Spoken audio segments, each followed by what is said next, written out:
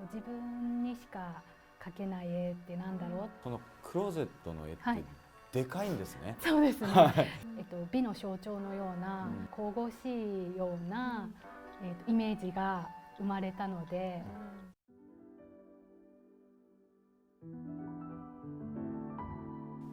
ミートアート始まりました。それでは早速今回のピックアップアーティストを紹介したいと思います。佐藤みどりさんです。どうぞよろしくお願いします。佐藤さんがモチーフにするのは色とりどりの服がかかったクローゼット、高いヒールの靴が並ぶシューズラック、鮮やかな花々や果物、女の子の憧れが詰まった宝石箱のようであり、大胆で素早いタッチがモチーフの輪郭を溶かし、具象性と抽象性が共存しつつ、鮮やかな色彩と卓抜な構成が強い魅力を放ちます。本当に洋服とか植物のモチーフが多いんですよね。それはどういうところからというか。そうですね。一番最初は大学生の頃にこう絵を描くにあたってこう自分にしか描けない絵ってなんだろうっていうところから始まったんですけど、その時にやっぱり幼少期からずっと、洋服がすごく好きなことで結構強く好きなものだったので、その、自分の好きな洋服と、絵画を合わせて自分だけのテーマと作品にできないかなと思って描き始めたのがきっかけなんですけど、それがちょうどクローゼットを描いたんですけど、それが最初はイマジネーションのクローゼットで、だったんですけど割と自分がその当時持っていた服とか自分が実際使っていたクローゼットに割と近いイメージのものを、割と具体的なワンピースとかコートとかちょっと見たらそのものが何か分かるような具体的な形で描き始めたのがきっかけでスタートですね。それはあれですよね。もう10何年でしたっけ？そうですね。2008年に一番最初のクローゼットを描いたので、10年ちょっともう10年以上そうでクローゼットすね。クローゼットのシリーズは描き続けているシリーズですね。僕アーカイブでしかちゃんと拝見できてなくて申し訳ないんですけど、さっき愛さんから伺ったらそのクローゼットの絵ってでかいんですね。そうですね。そうですね。巨大ですよね。実物大の何倍でしょうね。割と等身大に近い形で、それがこうしかもあれ真横にこう本当に並んでる感じの絵ですよね。巨大なクローゼットで。なんでしょう、その、世界の中に、入り込めるようなイメージで、実物大にした方が入り込みやすい。そうですね。そういうイメージで、割と、巨大なサイズを、描いてますね。なんかこのドレスも背景ともうほぼ溶け合うかのように、そのドレスの輪郭線が描かれてたりしますけど、僕はアーカイブで見た印象だけですけど、ものすごいクローゼットって言われたらもうなんかすごい写実的なものになってるのかと思いきや、すごい抽象的ですよね。そうですね。どういう経緯でこうなんていうか境目みたいなものが曖昧になっていったんですか？最初はその割と具象的なものを描いていって、やっぱり12年くらい描き続けていくにつれて、だんだん抽象性を求める抽象的なアプローチをするように変わっていって、それはおっしゃっていただいたように、クローゼットをテーマで描いているんですけど、クローゼットに見えなくてもよくて、鑑賞者の方が見たいように見るというか、いろんな想像ができるようなものを描けたらっていう思いに変化していって、それが割ともう服の形とかそういうものは溶けていくというか、光の筋のような形に変化していったっていうのがありますね。長年やってたからこそできるみたいな。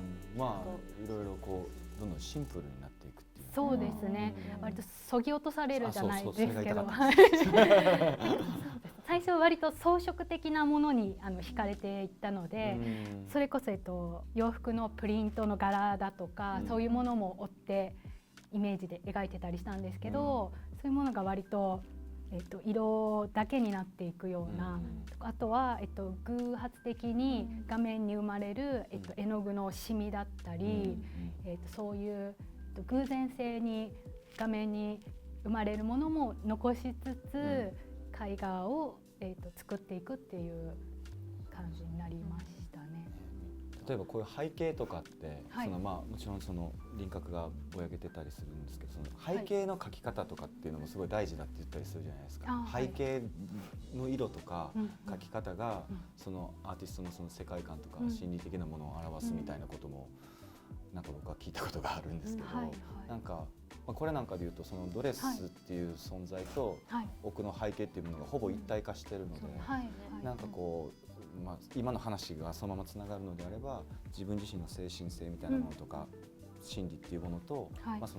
その前に出てきてるドレスっていうものが一体化してるような感覚になるんだろうなと思うんですけど、なんかどういうイメージでここに行き着いたとかありますか？この作品は実際に、見たドレスをモチーフにして描いてるんですけど、そのドレスが、グレーの綺麗な色のドレスだったんですけど、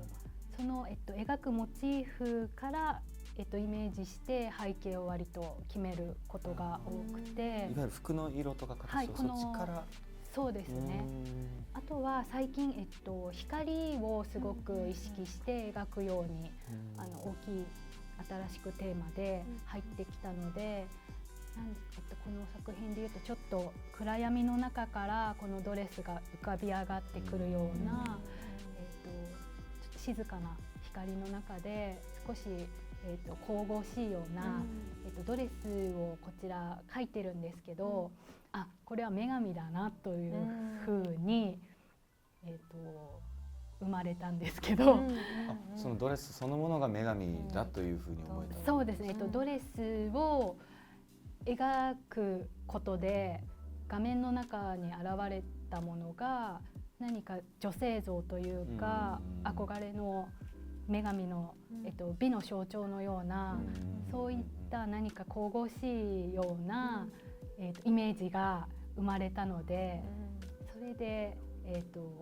この、ドレスのシリーズを本当に、去年あたりから、クローゼットの洋服つながりでこう抽象的に、クローゼットは変化していったんですけど、それと同時にパリですごい実際にこの目で素敵な、ドレスを街中ですとか美術館ですとかそういうところで、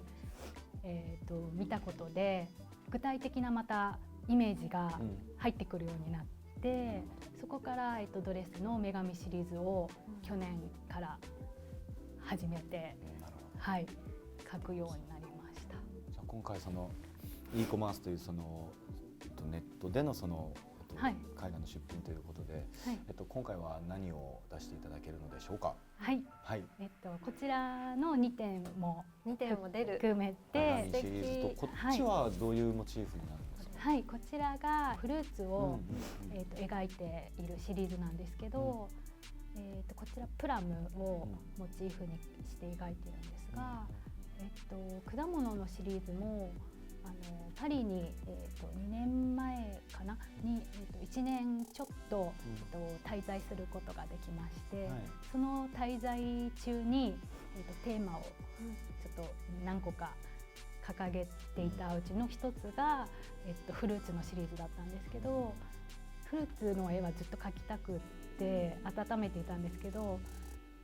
ちょうどパリに行くことができたので、17世紀とか18世紀の、生物画、古典の、いわゆる、ルーブル美術館にあったりとか、そういうものにやっぱりすぐに身近に見て触れられる環境だったので、そこから、自分の作品に落とし込めないかなというのがあって、フルーツシリーズの描いて、ははいい、一つは1月20日から、そこは美術館ではないんですけど、東京のミッドタウンの、はい、伊勢丹サローネ伊勢丹サローネの、アートウォールっていうところで、いいですね。はい、展示させていただいたり、はい、夏にちょっと個展が、はい、控えていたりします。ぜひ皆さん、インスタグラムとかはやられてはい、やってます。じゃあもう乗りますね。一番早くゲットできると思うので、ぜひチェックしてみてください。はい、それでは本日は以上となります。ありがとうございました。ありがとうございました。佐藤さんの作品はミートアートの EC サイトで特別販売されておりますので、ぜひチェックしてみてください。以上、今回のピックアップアーティストでした。ありがとうございました。ありがとうございます。